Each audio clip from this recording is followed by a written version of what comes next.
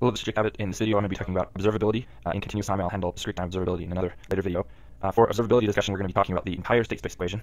So we have x dot of t is equal to a x of t plus b u of t, and y of t is equal to c x of t d u of t.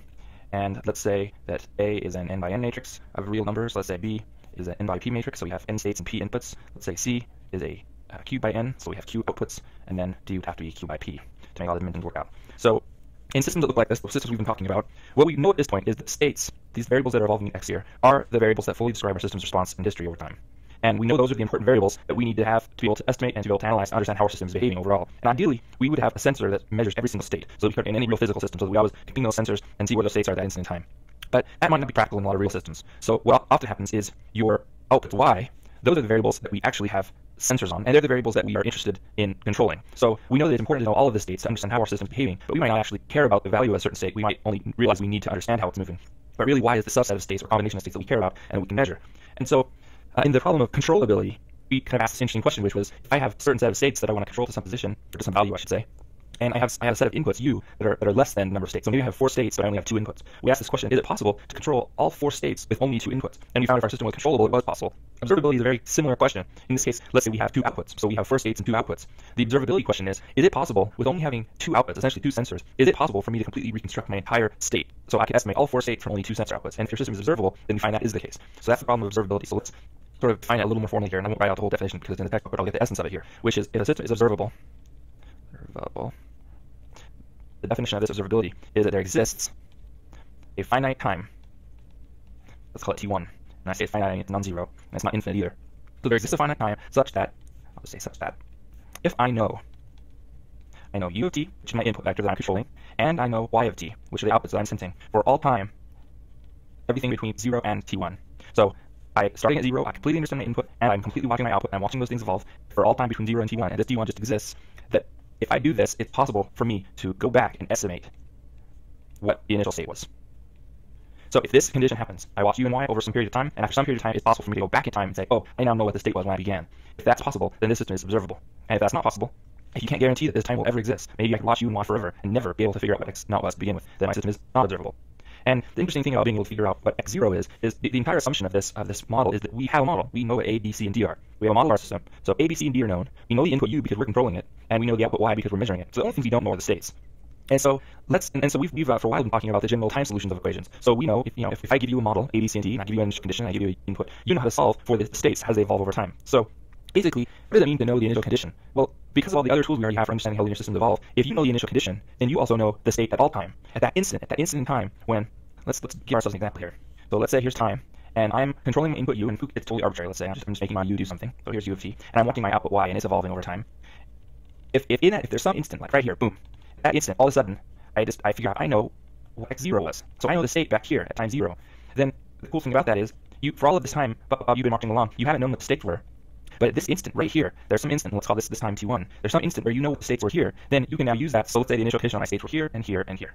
So at that instant, when you finally know that, then you can solve forward in time using your model A, B, C, and D and catch your model up with where you are. And so you go, okay, if I know right now I know what x naught was, then I'll let that evolve like this, and I'll let this one evolve like this, and I'll let this one evolve like this, and now you're caught up. And now at that moment, starting at t1 on, not only do you know u and y for all the rest of the time because you're inputting them and you're measuring them, but you also have a perfect estimate, an initial estimate of your state vector. So now you're going to know what your state vector is for all the rest of the time.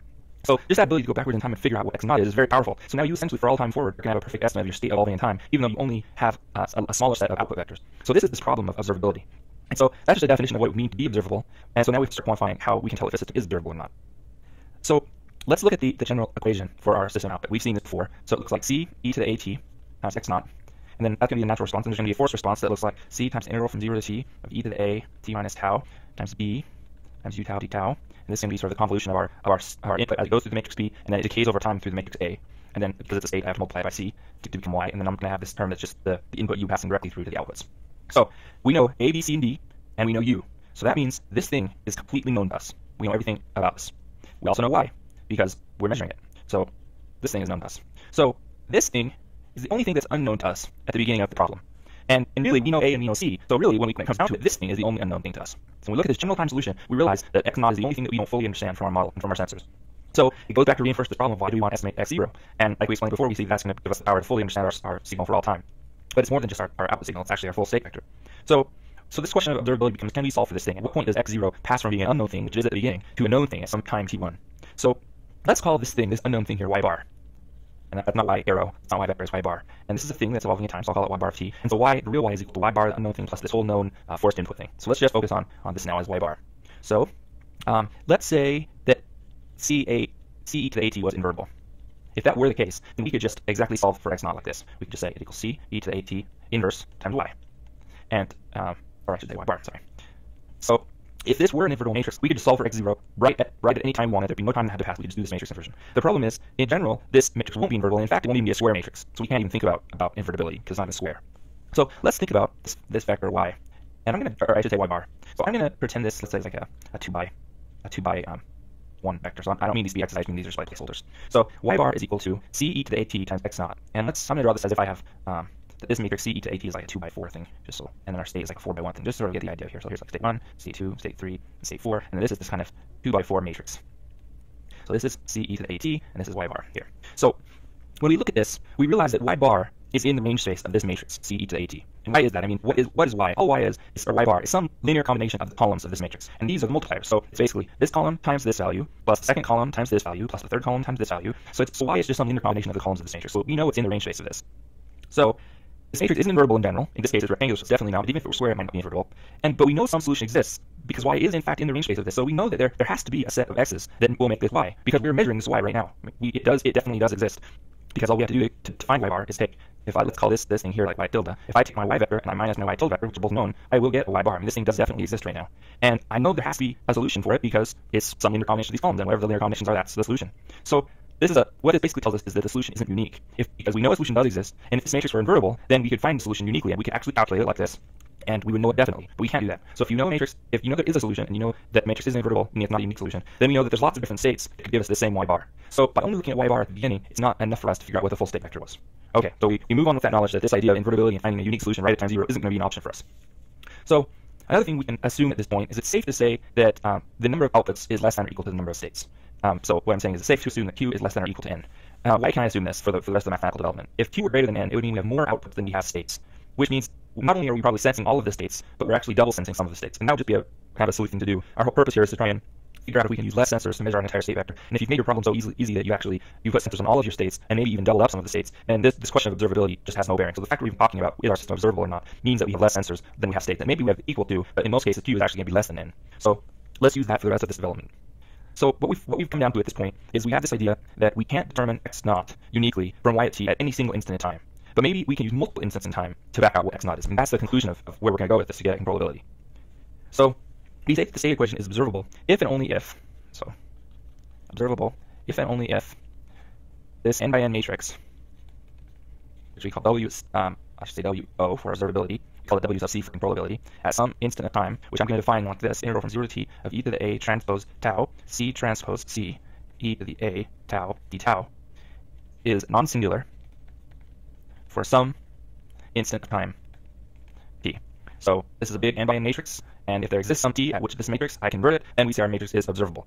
And this looks extremely familiar due to the same development in the controllability section, and the proofs are similar to the proofs for controllability, and it's ultimately because the problems are what you call duals of each other, which means that they're fundamentally the same problem mathematically if we just simply consider a different set of variables. So this happens a lot in sort of applied mathematics is you, rather than trying to solve a difficult mathematical problem, or sort of, let's say, an applied math problem from scratch, what you do is you look and see if the underlying mathematical structure looks very similar to some problem that you've already solved. And then if you do that, you just reorder your variables of this problem into that new problem, and then you use the math that some other mathematician already solved. And I mean, you see lots of examples of this kind of thing. I mean, the whole reason why we can study differential equations is because other people have explored the problem of a second-order linear differential equation so many times, and they understand the solution to that so well, that if you come along with a new problem and figure out that you can write it as a second-order linear differential equation, then all the math is done for you. It's a very similar thing to that.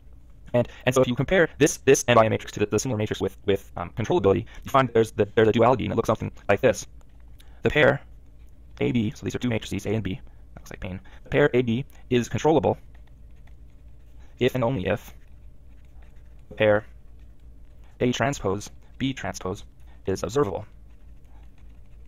So what this isn't saying is that the system is controllable if and only if it's observable. That's not what this is trying to say. What it's saying is that if we want to find out if our pair AC is observable, so can I, and again, this is a case where I'm not really looking at the B or the D matrix here, because I'm really saying from my outputs, can I back out my initial states? Because we're ultimately looking at this problem here, y bar equals c e to the at x naught. So this is sort of the smaller problem that we're solving at this point for observability. So we're saying if I want to find out if this pair AC is observable, then I can use our existing mathematical tools for controllability, and I can analyze if this pair is controllable. So if I can mathematically prove that the matrix A transpose and C transpose are controllable, then that will tell me that this pair AC is observable. So that's how the rest of the developments are done. And so when you do that and look at the duality of this problem, and you find all of the conditions for observability look very similar to the conditions for controllability, but they're just sort of transposed. So one condition for controllability, say condition 1, and the one that tends to be the most useful for us in practice, is we say that the n times q by n observability matrix, and we sort of use this kind of script O, the observability matrix, which is built like this. It's C, and then C times A, and then C times A squared, all the way down to C times A to the n minus 1. If this observability matrix has full rank, which is the same as saying full column rank, and you could also say this is the same as saying it has rank n. Now this is the case where I'm going to have n columns and I'm going to have n times q rows, and if q is 1, then I have a square n matrix. If q is more than 1, then this is a long, tall matrix, and so the fullest rank you can have is just n, which is the number of columns. So this is going to be the most useful to us, and just like controllability, there you actually can say, well, I don't have to look at every single row necessarily to figure out if this is full rank. I may actually just be able to look at a smaller subset of these rows, and so it turns out you can say that this pair is observable if only if a matrix, so I'll call this a new observability matrix, n minus q plus 1.